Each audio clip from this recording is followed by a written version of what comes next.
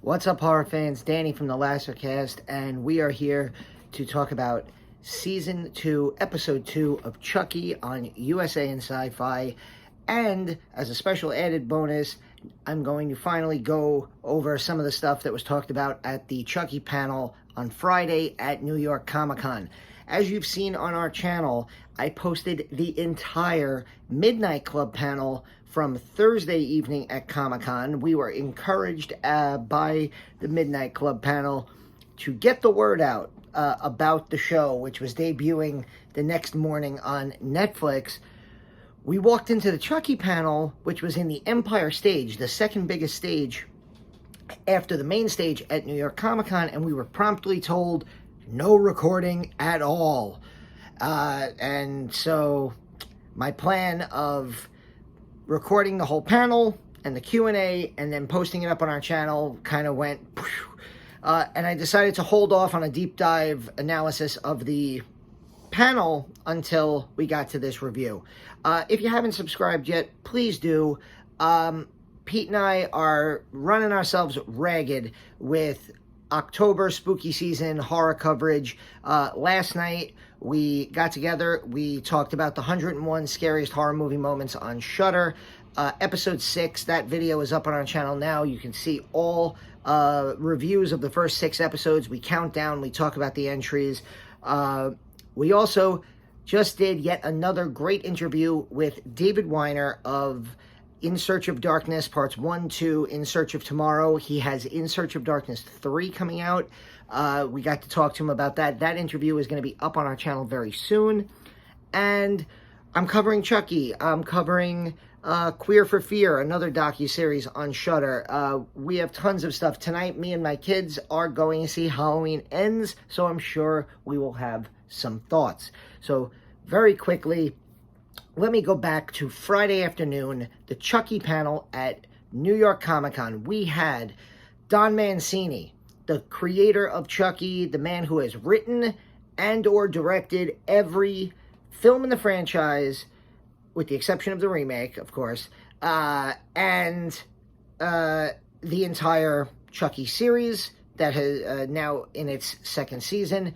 We had Zachary Arthur, Bjorn Van Arnesen, and Olivia Allen Lind, the 3 leads of the show, Jake, Devin, and Lexy. We also had Bella Higginbottom, who plays Nadine, a character we just met on last night's episode.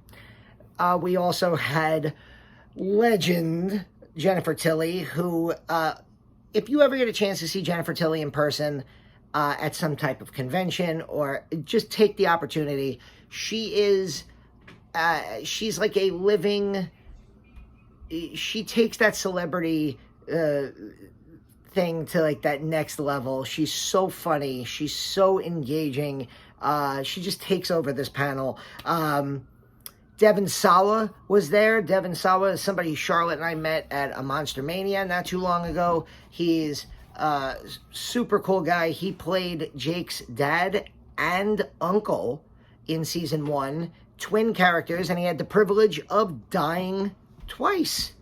And now he's back in season 2 playing a different character. And we also had Lachlan, is it Lachlan Watson, I believe her name is?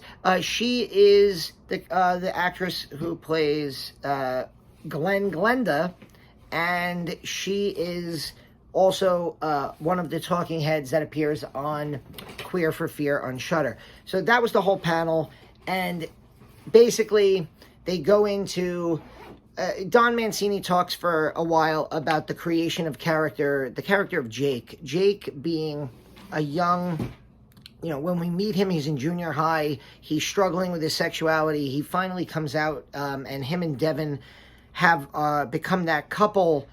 And Mancini talks about how that was, it's a fictionalized account of what he really would have wanted for himself as a struggling gay kid. And the relationship that Jake has with his father and early in season 1 is kind of a reflection of how Mancini grew up. So it's very autobiographical from Mancini's point of view.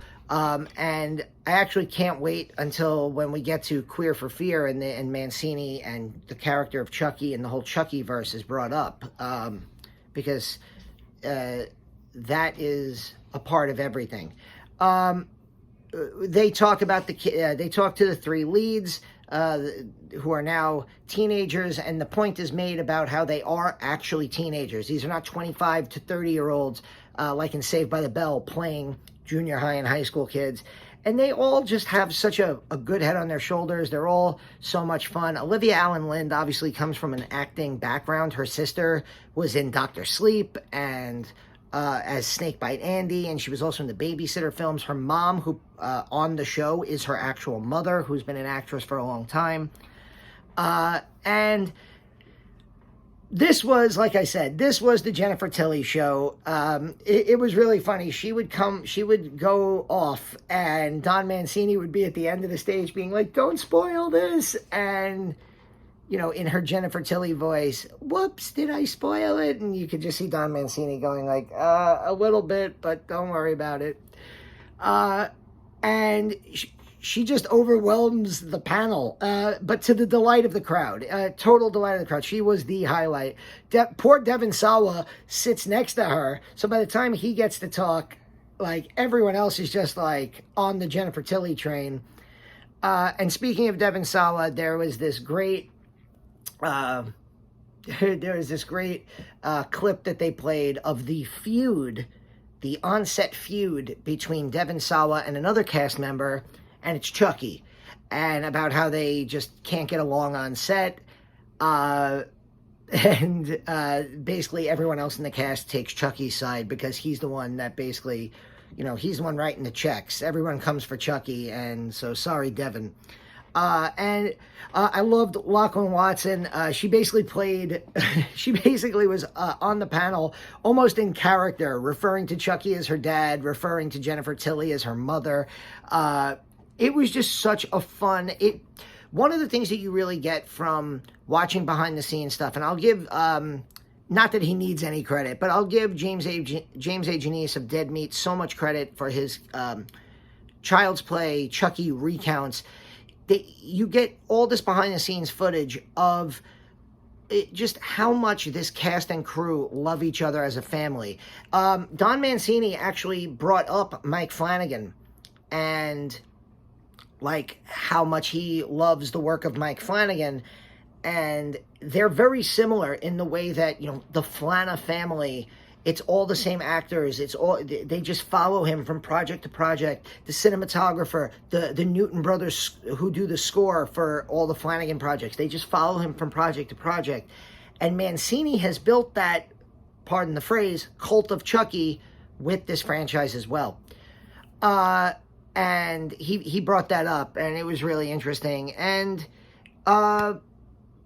it was a lot of fun. I really wish I could have recorded it because it was fun. And then they took questions from the audience, which is always great. And people were so excited to talk to these people. Don Mancini really is, you know, this has been his baby. You know, he's guided Chucky from 1988 all the way to today. And he talked about basically his work on Hannibal, the series with Brian Fuller, inspired him to be able to take this to TV. So let's talk about the TV show. Episode 2 is called The Sinners Are Much More Fun. It's directed by Samir Rahem, written by Mallory, I can't do L's and R's together, Mallory Westfall and Don Mancini. And we start with this amazing Godfather reference where Jennifer Tilly pulls back the covers and Tiffany's bloody head is there.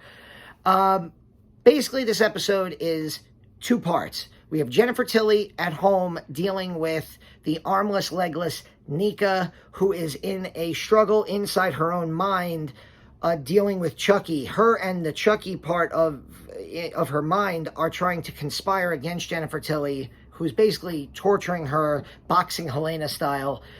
And then you have Jake, Devin, and Lexy, who are forced into this Catholic-run boarding school for children who, you know, are naughty, called Incarnate Lord. And of course, who do we meet? Devin Sawa is the head priest of this school, which leads to a hilarious line that they hinted to in the Chucky panel, where, of course, Devin Sawa played Jake's dad, and after he, like, reprimands them, Jake looks at Devin and goes, he reminds me of my dad.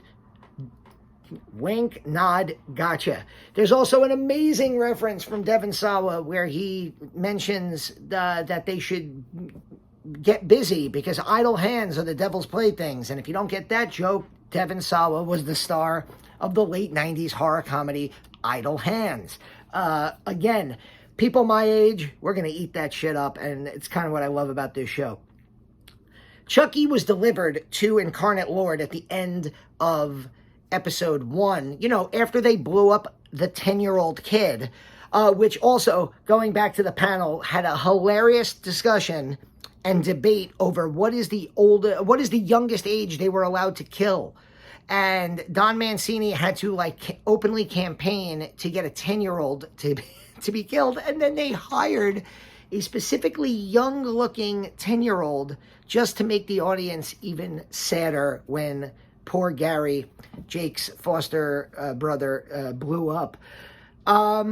There's a lot. Charlotte just laughed in the background. Chucky shows up. First thing he does is he gives one of the older nuns a heart attack by popping up. We get another great Chucky line where he goes, "I'm Chucky, wanna pray?" And by the end of the episode, we realize this Chucky is not out to kill the main characters. He is as Jake refers to him, a scout for the rest of the Chucky army that is still out there. And basically by the end of the episode, we have Devin, Jake, Lexy, and Lexy's new roommate, the kleptomaniac Nadine, played by Bella Higginbotham.